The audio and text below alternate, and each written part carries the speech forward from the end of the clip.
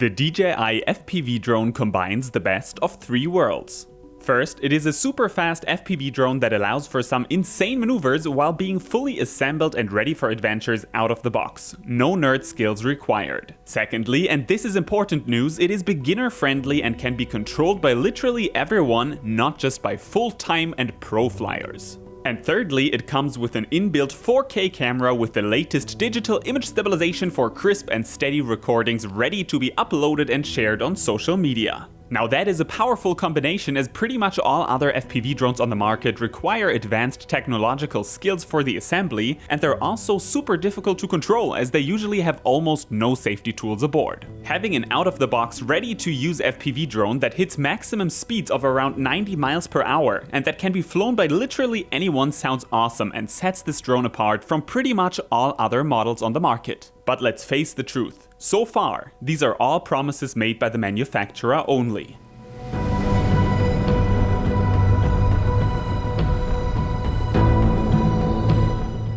Hey guys, what's up? It's me again, Tom from TTT Tom's Tech Time. Welcome to a brand new episode of mine. Today, I want to introduce the DJI FPV Drone. A product link can of course, as always, be found in the description right below this video. Click on it and check the current pricing of the drone. And right now, don't forget to leave a thumbs up, and of course, don't forget to subscribe to never again miss any of my upcoming episodes. Let's get this party started. Stay tuned and fly safe.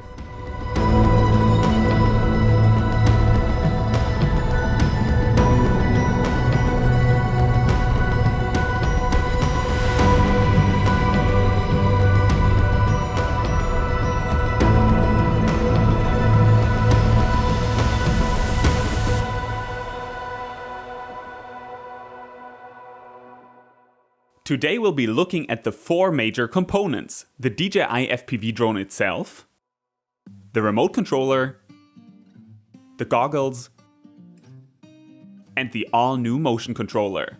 I will be reviewing all four components as they're all pretty exciting. But before we head outdoors and get the drone airborne, it's time to step a little closer and firstly check out some of the details of this fascinating new piece of electronics.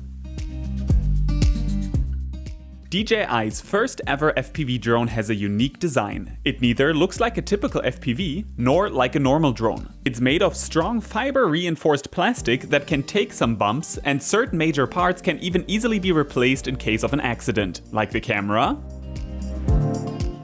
the half-transparent top shell, and the legs. That is definitely good news for a drone that can perform some truly dangerous maneuvers. In general, nothing feels shaky or loose. Instead, the drone feels very sturdy and well assembled. The higher build quality comes at a price though. Ready for takeoff, drone battery and propellers weigh only a little less than 800 grams. A total of 10 LEDs add to the drone's aggressive look and make it nicely visible in flight. 2 LED strips face to the front and 8 to the back. The propellers can be attached within seconds only and without any tools. They sit nice and tight and won't come off accidentally.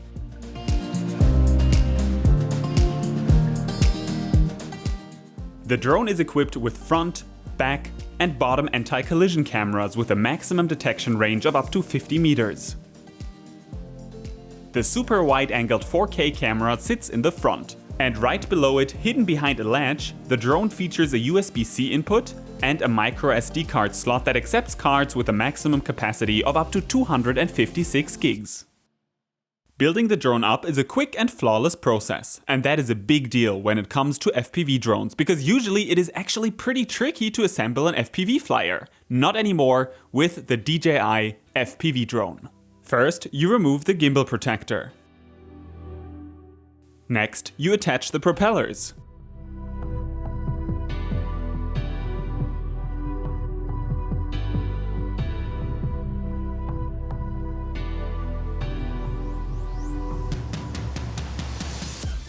Right after, you insert the battery and plug in its very thick cable. Finally, you turn the drone on by double pressing on the battery's power button. And bam, the drone is cleared for takeoff. Of course, I measured 3 key values right away. First, the flight time. DJI claims 20 minutes. Under real-life circumstances and in S mode, saying with the obstacle avoidance cameras enabled, I was able to keep the drone airborne for about 14 minutes. Next, the drone's max speed. This time the drone outperformed the specs. Instead of 86 miles per hour, the drone flew 93 miles per hour in M mode and with some tailwind. Finally, the max distance. Officially, DJI promotes 6 miles. For legal reasons, I could not fly out of sight. As with most modern DJI drones, the connection is flawless and a major reason to buy a DJI product. I didn't have any interruptions, not even a signal flicker, except when flying into the volcano's craters. The drone is equipped with top-notch safety features and sensors. An inbuilt GPS and GLONASS module, a barometer, a compass, and bottom sensors keep the drone's flight steady and safe. While plenty of small cameras, the anti-collision system effectively push the brakes when they detect a nearby obstacle. That is especially helpful for beginners and works out fantastic. The system can of course be manually disabled for faster flights. The DJI FPV drone is equipped with 3 flight modes. N mode is the first one. It's your go-to mode if you're completely new to droning. All sensors are working and they're keeping the flight safe. The speed is limited, the drone won't tip over, everything is safe and easy to fly. S mode is a hybrid mode. The drone combines free flight with safety. It flies a lot faster, but still it won't tip over. Instead, it leans over a lot. It's your go-to mode if you're trying to advance your skills. Finally, there's M mode, manual mode. You should only switch it on once you feel safe enough with S mode. Because in manual mode, all the safety-related features are turned off and the drone just does what you tell it to do and what the wind forces it to do. The drone can flip, it can fly loopings and do all kinds of crazy things. M mode is the pro mode.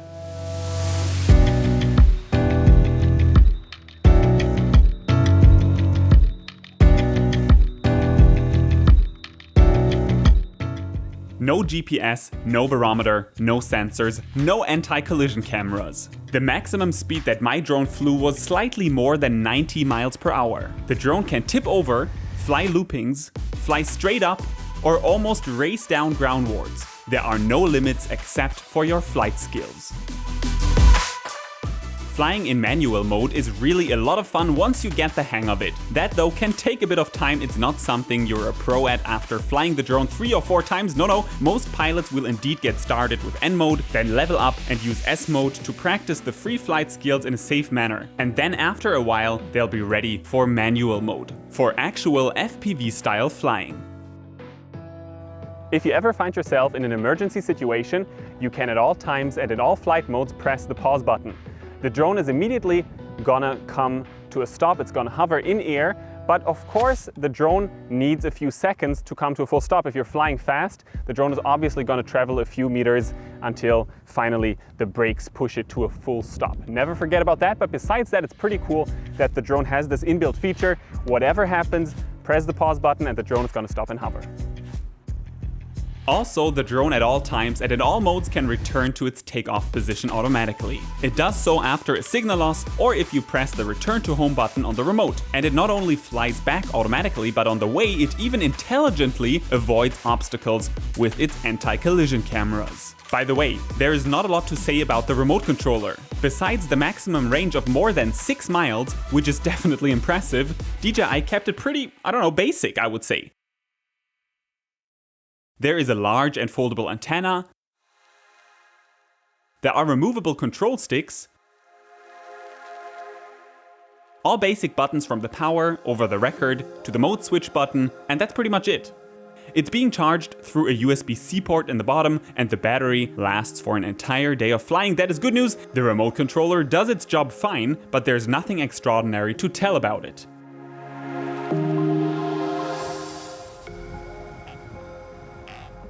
Let's right now take a closer look at the camera of the DJI FPV drone. By the way, you can download ungraded original footage for free and without registration on tomstechtime.com/drone footage. And you should do so because YouTube heavily compresses all videos. Again, if you want to take a closer look at original files, www.tomstechtime.com/drone footage. That is your go-to URL for today, at least.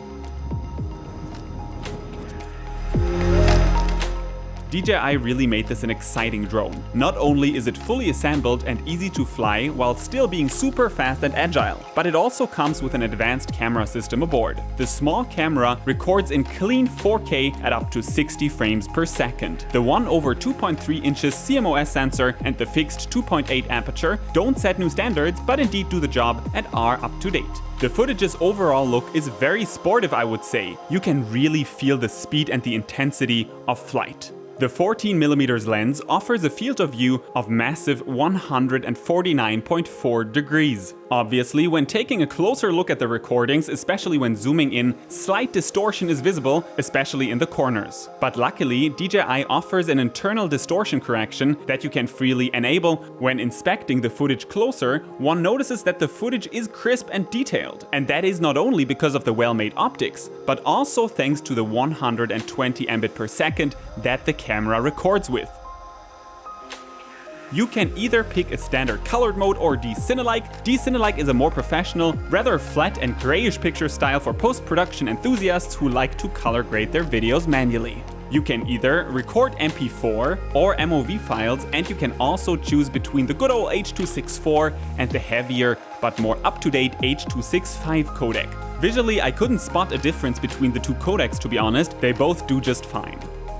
But not only the camera specs are interesting, also the image stabilization is worth taking a closer look at.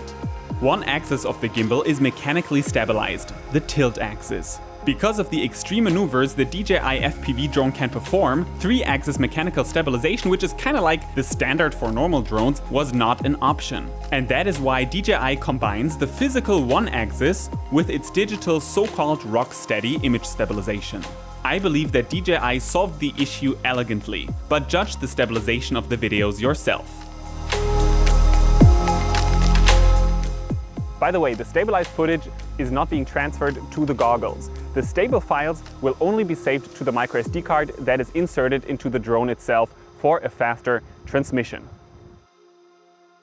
A brief reminder after all the talking. If you want to take a closer look at original, ungraded and unedited recordings yourself, then you can download them for free and without a registration on www.tomstechtime.com/drone-footage. What's not at all impressive about this camera is its photo capabilities. It can only take JPEG, not RAW photos, and the resolution is just pretty much 4K. It's like a normal still that you would take from a video. But of course, nobody would ever buy an FPV drone for photo capabilities, right? That's why I think it's okay that the photo capabilities of the DJI FPV drone unfortunately suck.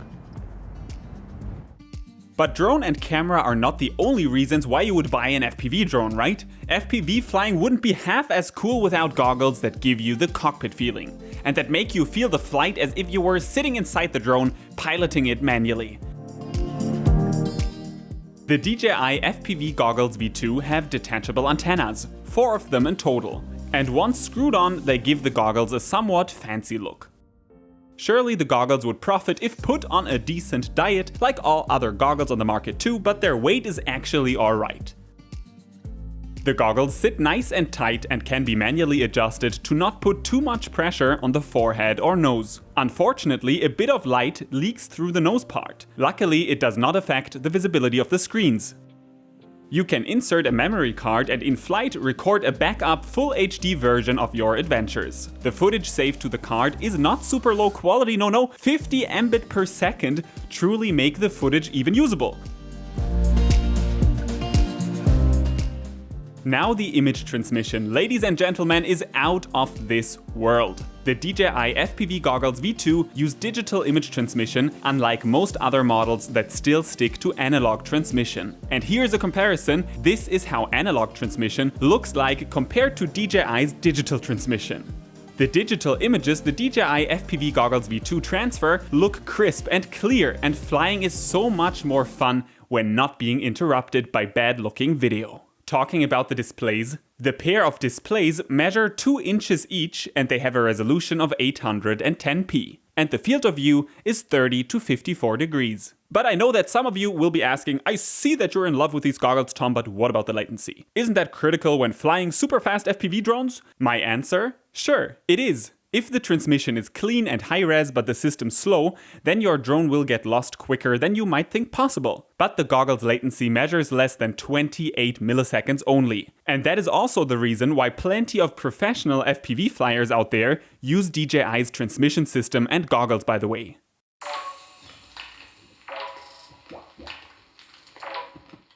Finally, the motion controller. It can't go unmentioned. The prototype that I had received was unfortunately broken and I could not use it at all. The final motion controllers should be working fine though, and I hope to receive one to take it to the test very soon. But here's the idea anyway. The motion controller is a one-handed, lightweight controller that's supposed to provide a much more intuitive, game-alike flight experience. The motion controller commands the direction of the drone with hand movements. Move it to the side and the drone will turn to the side. Move it up or down and the drone will fly up or downward. When pressing the accelerator trigger, the drone then starts to fly forward. Again, I couldn't test it myself as my controller showed an error. I'd have loved to take this optional tool to the test. Sorry, not this time. The new DJI Fpv drone is big news. It enables literally everyone to fly a super fast and agile drone and enjoy the intensity of FPV flight. From the build quality, to the flight capabilities, the outstanding goggles to the smooth 4K video. From the safety features, the super stable connection to the absolute ease of use. More than 6 miles of maximum transmission range, a max speed of round about 90 miles per hour, and replaceable parts if the drone crashes sound really good. The DJI Fpv drone is well thought through and allows for an out-of-this-world flight experience. You feel like you are inside the drone's cockpit. It's very intense while still relatively safe, at least compared to the pro FPV models on the market. Of course, there's always room for improvement. 14 minutes of flight time actually didn't make me fly high, neither mentally nor physically. Also, having no battery installed to the goggles and instead having to use an external and cable-bound one is a con in my eyes. But all in all, the DJI Fpv drone convinced me right from the start. Flying feels so different with this drone. I do worry that some beginners will try to push the drone to the limit too fast. I fear that the accidents they might cause will then ruin all FPV drone pilots' reputation permanently. Please, if you're new to FPV flying just like I am, fly in a safe and open surrounding and give yourself enough time to practice. It might not sound really cool, but you only become a pro if you don't act like a fool. If this advice does not get lost and people use common sense, then this model, the DJI Fpv drone, might start a new age in droning.